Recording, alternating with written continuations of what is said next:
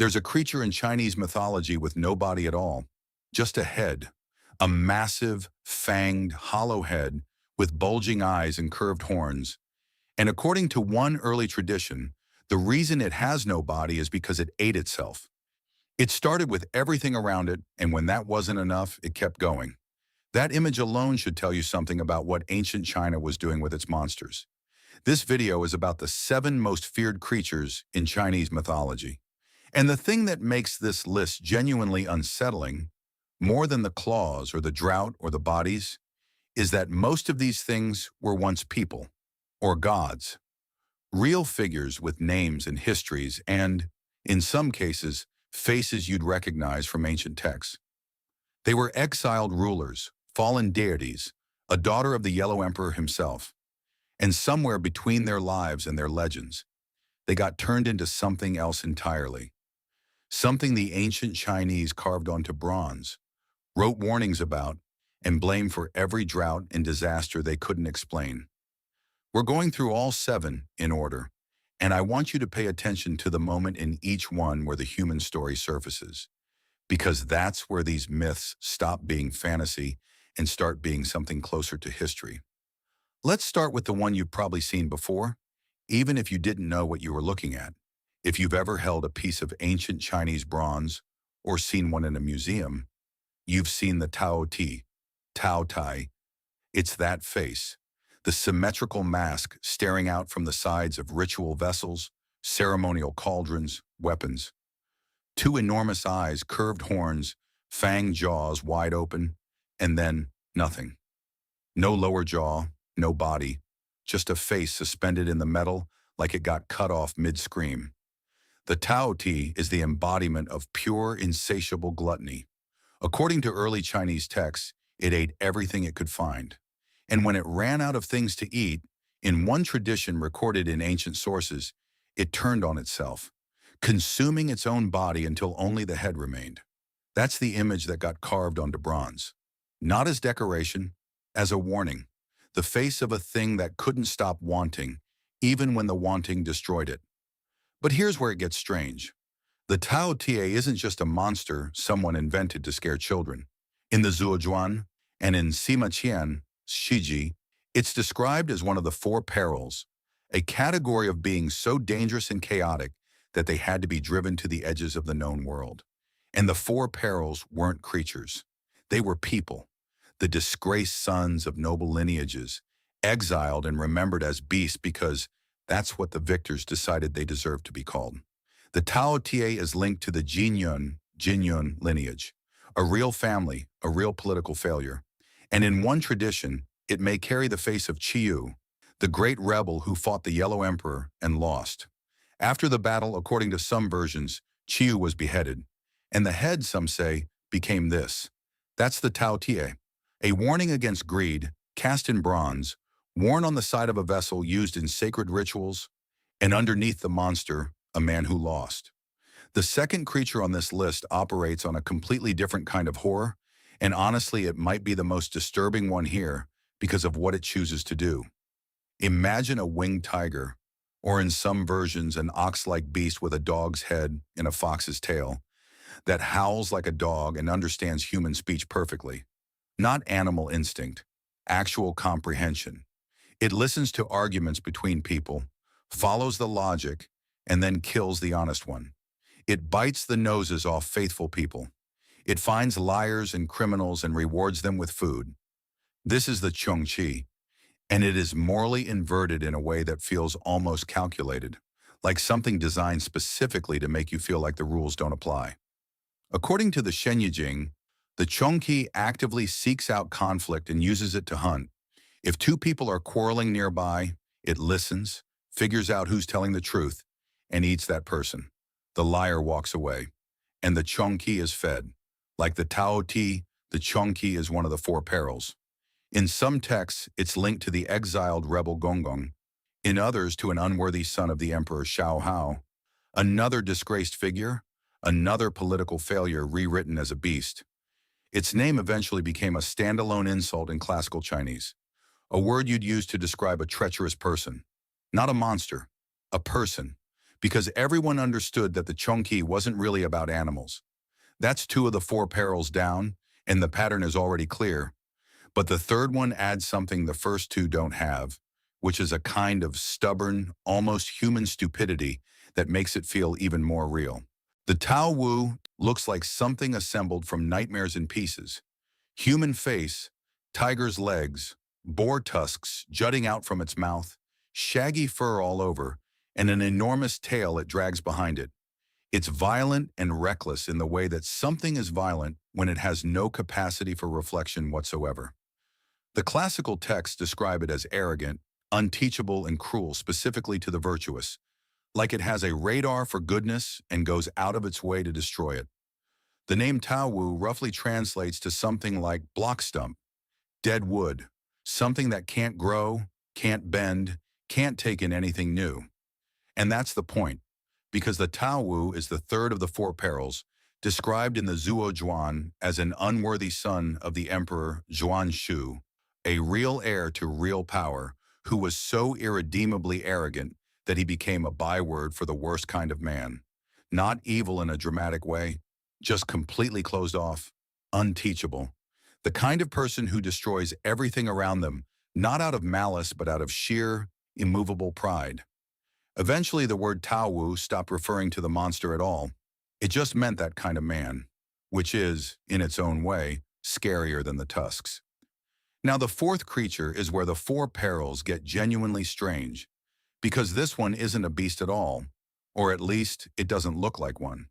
Picture something yellow and sack-like, roughly the size of a large dog, with 6 legs and 4 wings. No eyes, no ears, no nose, no mouth, completely featureless. And yet somehow it sings and dances. It moves through the world without any of the senses we assume are required to navigate it, and it has a very specific social preference. It befriends the wicked and avoids the upright. This is Hundun, the embodiment of primordial chaos. And in the Zhuo, it's listed as the fourth of the four perils, the last of the exiled lineages rewritten as a monster. But the Zhuangzi, one of the foundational texts of Taoist, Daojia, philosophy, tells a completely different story about Hundun, and it's one of the most haunting things in all of ancient Chinese literature. In the Zhuangzi, Hundun is not a peril. Hundun is the emperor of the center, a ruler, and 2 neighboring emperors, Shu and Hu, visit him often and are treated with great kindness. Wanting to repay him, they decide to give him a gift.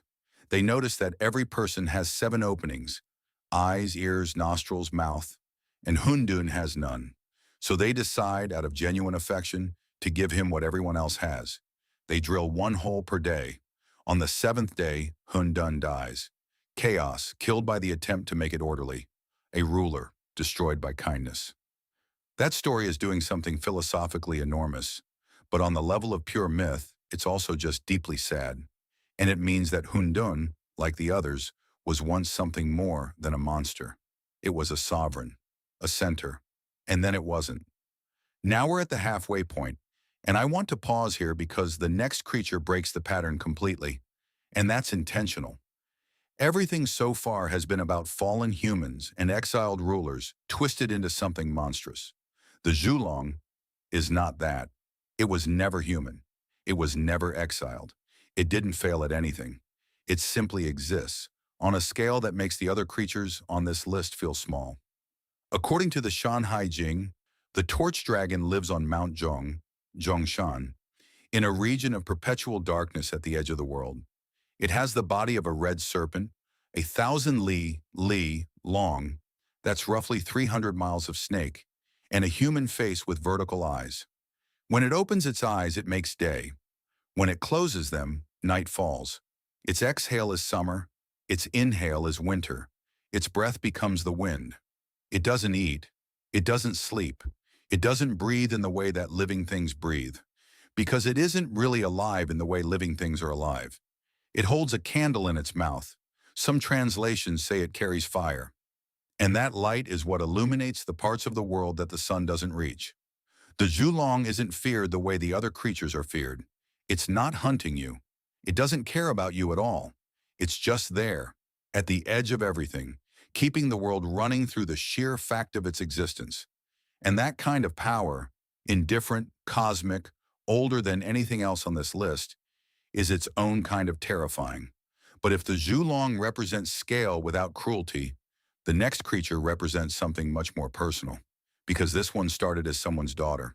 The Hanba is earliest form as a goddess in blue-green robes, tall, powerful, divine.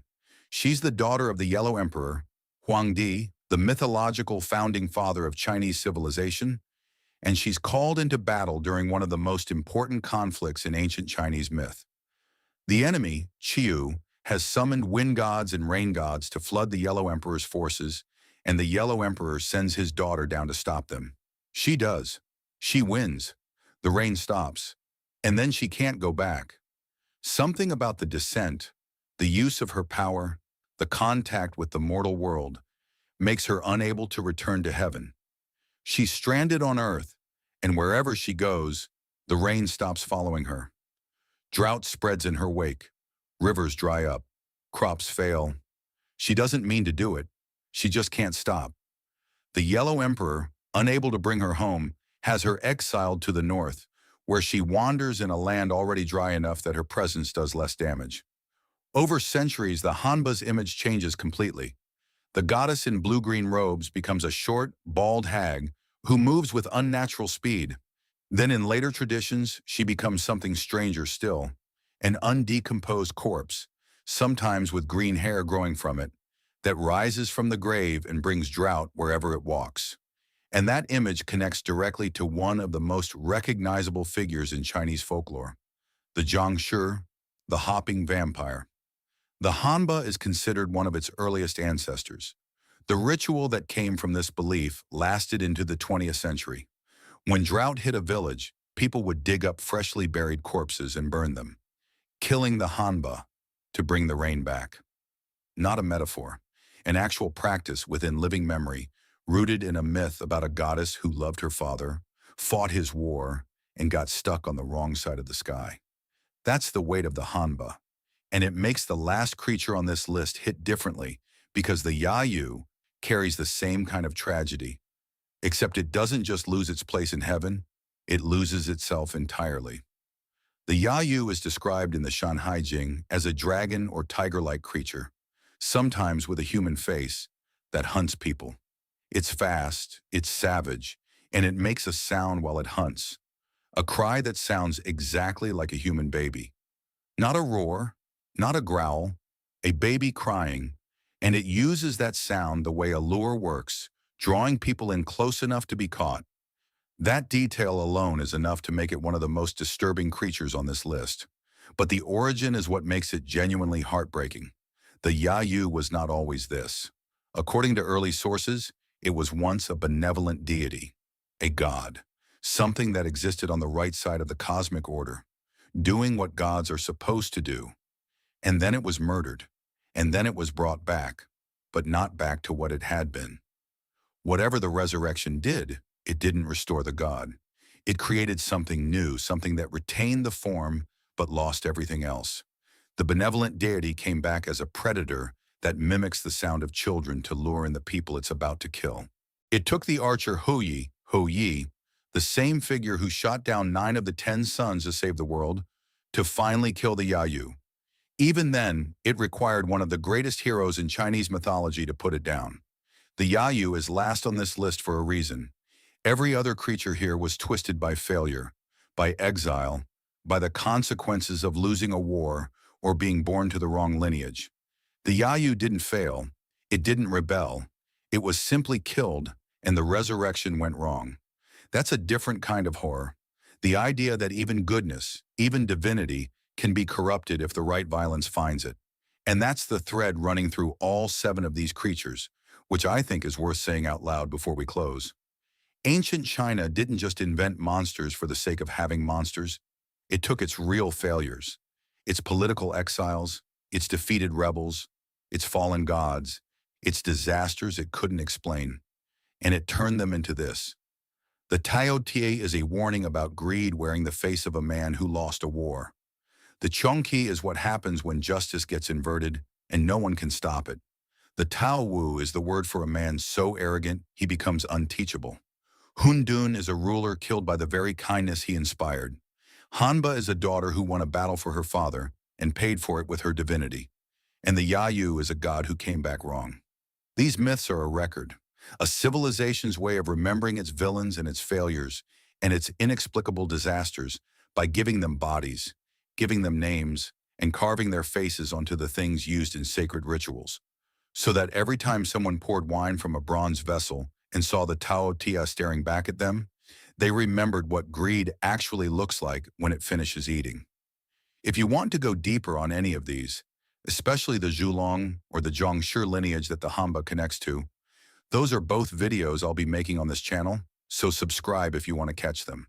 And if you've heard a version of any of these myths that's different from what's here, drop it in the comments because these texts genuinely contradict each other across different sources, and I'd love to see what versions you've come across. Subscribe if you want more of this, because there's a lot more where this came from, and most of it is stranger than you'd expect.